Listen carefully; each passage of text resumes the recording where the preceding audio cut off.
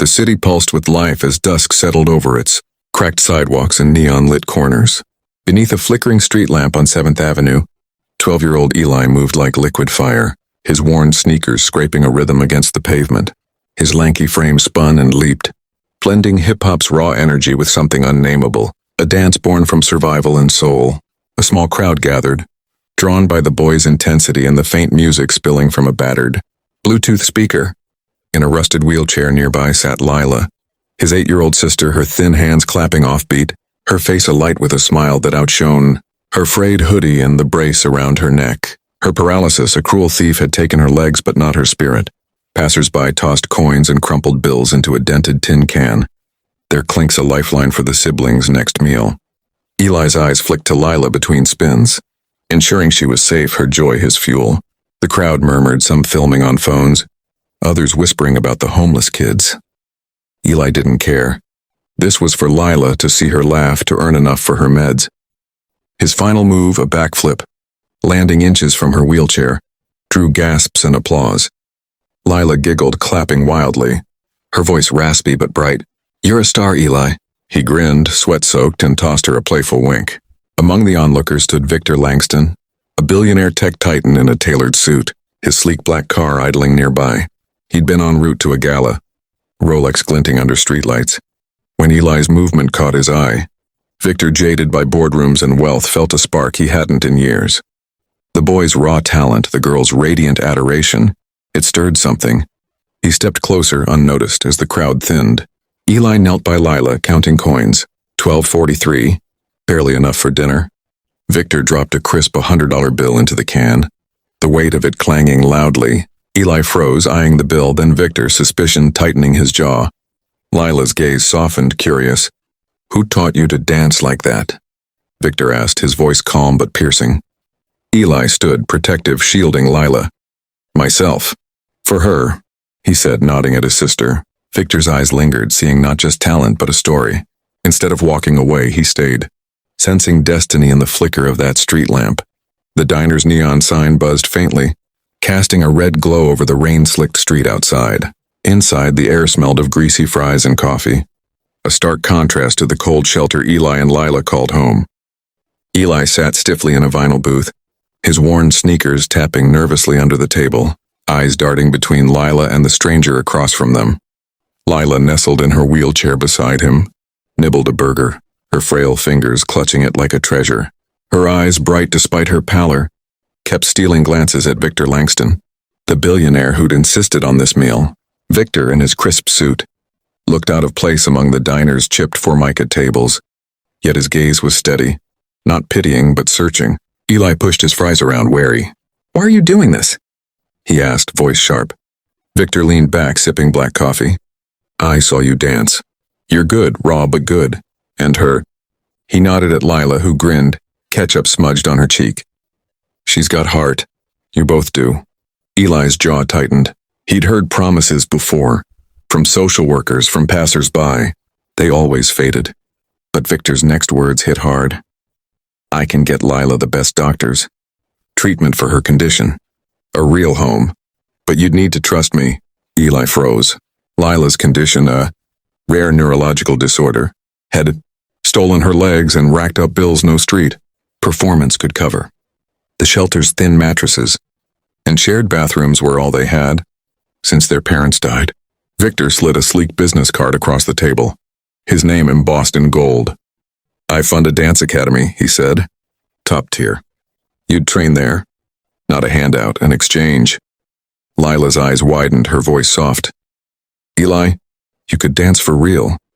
Eli's heart raced, hope clashed with pride. He'd fought for Lila alone. Trusting a stranger felt like surrender. Victor watched Eli's conflict, his own past flickering in his mind, an orphan who'd built an empire from nothing. "This isn't charity," he added, voice firm. "It's an investment in what you could become." Lila squeezed Eli's hand, her touch grounding him. He pocketed the card, not committing but not refusing. As they left the diner, rain falling harder, Eli glanced back at Victor, who stood by his car watching. The weight of possibility clung to them like damp clothes, daring Eli to dream. The dance academy's mirrored studio buzzed with the sharp rhythm of piano music. its polished wooden floor, reflecting the late afternoon sun, streaming through tall windows. Eli, now 13, moved with a newfound grace, his once rough street style, evolving into a fusion of classical, ballet and hip-hop flair. His tattered hoodie had been replaced by a sleek black leotard, though his worn sneakers remained a quiet rebellion against the academy's uniformity. Sweat dripped down his focused face as he executed a pirouette, landing with precision that earned a nod from his instructor. Months of grueling training had sculpted his lanky frame, but the weight of his past lingered in his eyes, always glancing toward the door where Lila might appear. Lila, now 9, was a short drive away at a state-of-the-art medical facility, funded by Victor's discreet generosity.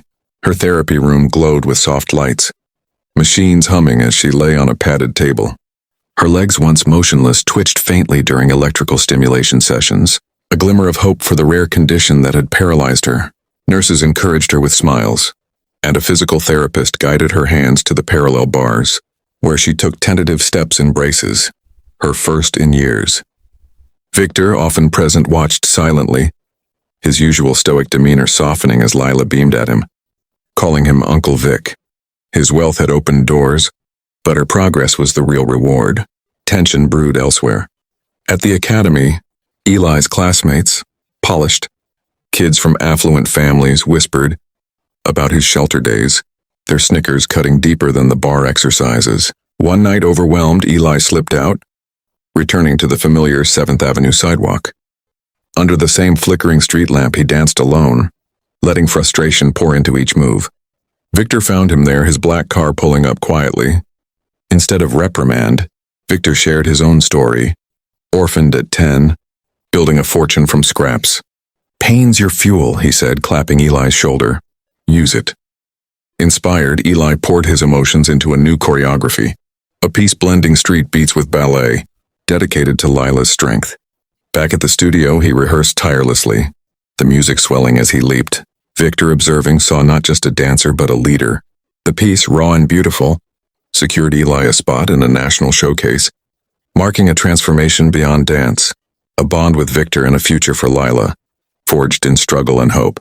The national showcase glittered like a constellation of stars inside the Grand Theater, its velvet seats filled with elite patrons in tuxedos and gowns, their murmurs a low hum beneath the orchestra's tuning. The stage lights dimmed and Eli, now 13, stepped into the spotlight, his black leotard and worn sneakers a bold statement of his journey. The music swelled, a fusion of orchestral strings and street beats, and he began.